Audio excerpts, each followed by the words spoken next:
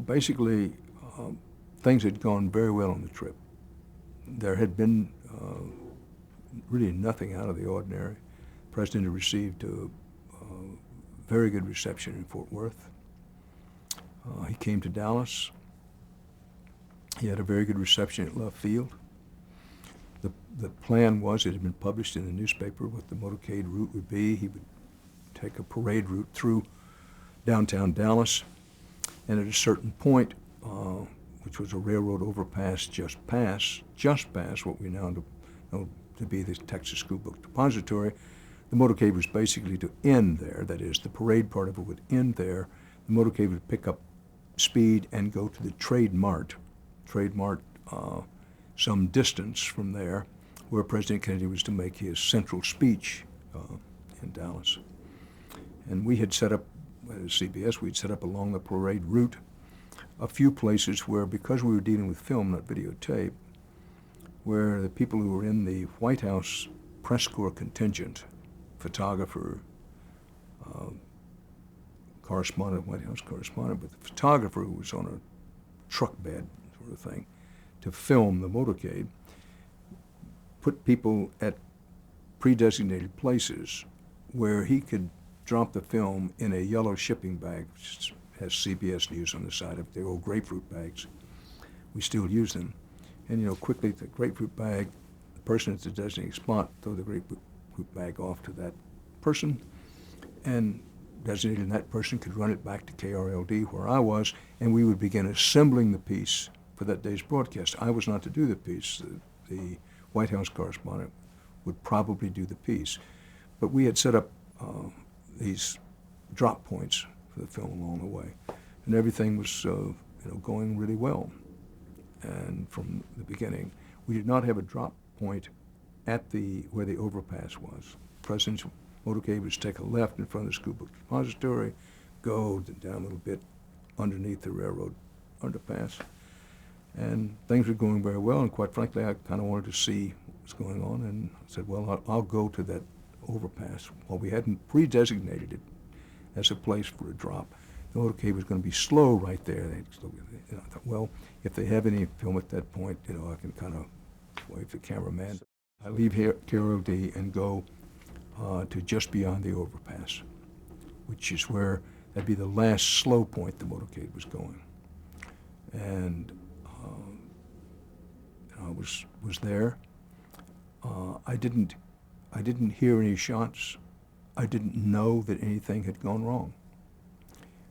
It was a fairly big crowd over in front of the School Book Depository, but there were very, very few people where I was beyond the tunnel. Underpass, it really wasn't a tunnel. But I thought I saw the President's limousine really speed past going lickety-split, but it happened so quickly I wasn't even sure it was his limousine. I said, well, was that the President's limousine? But I wasn't sure. And it was confused, but what I remember thinking is the rest of the motorcade is not coming, which indeed it didn't. It stopped. It was the camera car and the pool car and other things I do would be in the motorcade didn't come through the overpass. This all happened very, very quickly. And I also thought, I wasn't certain, but I thought that the President's limousine, if that's what it was, I was saying, if that was the President's limousine, I can't, was it? And then I thought it went in a direction that I wasn't sure was the direction of the Trade Mart. I thought, well, that's not a corner thing. So all this happened very quickly. So I, went running backward to see, well, what, I thought, well, for some reason the motorcade's been held up. And, beyond that overpass was chaos. Huge, people on the ground screaming, pointing, fathers covering their children. It was very clear, again, seconds, I'm tempted to say nanoseconds, something was wrong. I had no idea what it was. But clearly something was wrong. And the only thing I thought is, boy, whatever's happened here, I better get back to KRLD. Which is not far away. It was a little distance, but not far away. And so I bolted. I just sort of took one look and said, well, something not good has happened here. And so, boom, I was going to KRLD. And by the time I got to KRLD, that there was some rather confusing traffic on. They had police radios, sheriff's radios, the usual newsroom contention of things, but that the Merriman Smith of United Press had filed pretty quickly a short bulletin from Dallas. I can't quote it directly, but journalism schools could study it, because he basically said the president's been shot, wounded, may seriously or fatally. Anyway, by that time, it was obvious that somebody had shot at the president, but I still wasn't certain that the president had been hit, much less that he'd been fatally hit. But you guys are picking this up off the UPI wire. That's right. The time I got to the newsroom, I don't remember specifically. It wasn't long in that UPI thing coming, but the time I got back to the newsroom, it was pretty clear, and I think it was based on the Merriman Smith thing. I can't be positive of that, but that the president had been shot at. But whether, one thing, the shots had fired, but whether he had actually been hit, much less been fatally hit, Merriman Smith suggested it in either his first bolt or the second, but it was obvious he'd been shot at. The rest of it was nobody knew. Now, when things really happened, one thing tumbled behind the other very, very quickly. First it's the president's been shot at, if you pardon that syntax. Shot at and hit. Are we sure he's been hit? Yes, he was hit. Holy smoke, where is he? He's taken to Parkland Hospital. All of this, flowed in very quickly. And everybody was trying to make telephone calls, listen to the police radio, turn up the police radios and the sheriff's radios. They didn't have much in the beginning, to tell you the truth, because they were confused about what was happening, and with good reason. We were trying to find out what was going on. And Eddie Barker at the Trademark, I did not speak to him. I don't remember speaking to him. I do remember speaking to him the day, but that he was at the Trademark where they were waiting for the president to come make his speech. And Eddie, so it was relayed to me in New York, that Eddie Barker has heard that the president may be dead, and he thinks his source is pretty good. And that we were trying to confirm where the president was, what condition he was in. We got through to the hospital. Eventually we're told at the hospital, incredibly so, by people who were in a state of shock, if you will, not only that the president wounded, but that he was dead. I'm on the phone with New York, holding for radio and television, trying at the same time to make phone calls, great confusion about things. But there came a point well before 1 o'clock. I was on the phone with radio. Here's what we had. Barker at the Trademark said he had heard somebody was dead. Well, we didn't have it confirmed, because if we had, Eddie would have had it on his own radio station, and we'd have had it everywhere.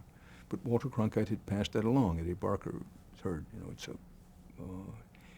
that I had talked to the hospital, talked to a doctor, talked to a priest, talked to another priest, that we had, that's what we had.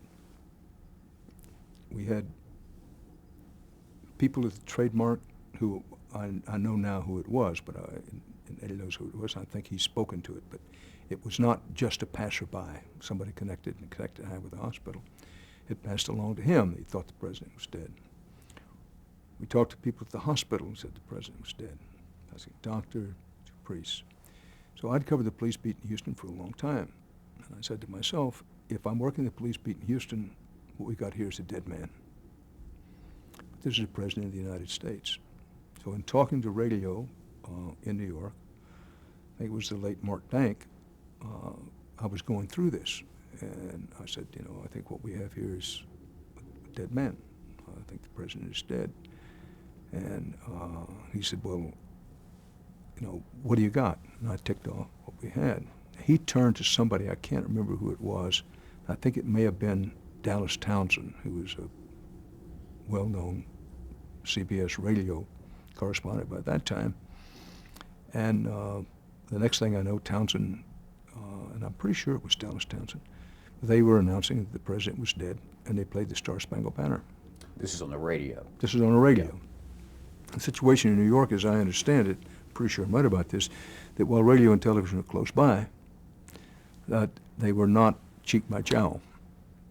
And the radio editor made a decision on the spot. It turned out to be the right decision, that given what we had, that they announced the president was dead and played the Star-Spangled Banner. By the time it got to television, I gather, in fact I don't gather, I know that there was some second thoughts about it. Well, yes, we may know he's dead, but we better wait for the official announcement. I didn't make that decision. That others made it. I think it was a combination of, I'm not sure, Ernie Leiser I mentioned earlier was there. But at any rate, the decision was, well, we don't doubt it, was my understanding, but we're not going to announce it until there's an official announcement. And with, I don't know, 18, 20 minutes later, sometime just after 1 o'clock Central Time, check me on those times, that the official announcement was made. But I didn't have any doubt in my mind that the president was dead. At the time I was thinking, well, nobody said we're going to play the Star-Spangled Banner and announce it. But I had told them what we had, and told them in uncertain times I'm not putting it off on anybody else, that they had asked me, and I told them. I told them what we had, and I told him that he was dead.